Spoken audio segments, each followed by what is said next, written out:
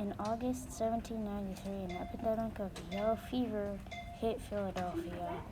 Unfortunately, a lot of the theories that people had about how the outbreak happened, like bad smells and rotting coffee beans on the docks, were incorrect. The mosquito Aedes aegypti spreads the disease. It likes to lay its eggs in warm, stagnant water and at the docks. You will know if you have yellow fever because you'll have a yellow tint in your eyes and skin, exhaustion, vomiting, and blood around your nose and mouth. For treatment, you may go to Dr. Benjamin Rush, but unfortunately, his methods of treating yellow fever patients were bad for the body. His treatments include bloodletting and mercury. He wanted to get the disease out of the body as soon as possible. He used mercury to make his patients vomit and have diarrhea so they could get the disease out of their digestive system before it entered the bloodstream. If the disease had already entered the bloodstream, he would bloodlet you to get it out. Unfortunately, the bloodletting really dehydrates the body, and mercury is toxic. These techniques often cause patients to die. Instead, you should go to the French doctor, Dr. Jean Devise. He has a better way of treating yellow fever.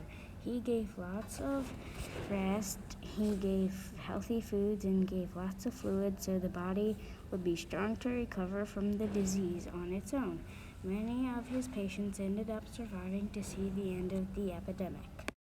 To prevent yourself from getting yellow fever, you should stay inside at dusk and dawn because that's when the mosquitoes are most active. You should also keep a small fire going in your house because mosquitoes don't like the smoke.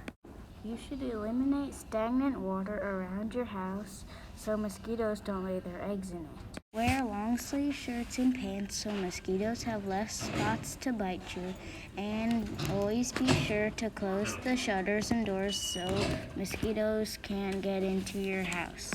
You should get as far away from the docks as possible because mosquitoes have a lot of places to lay their eggs on the Delaware River, and if you can, you should flee the city.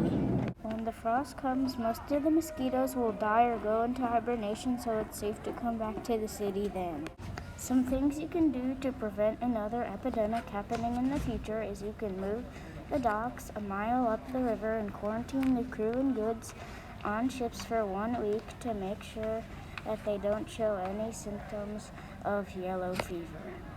Yellow fever is a terrible disease, and you can follow these directions to stay safe.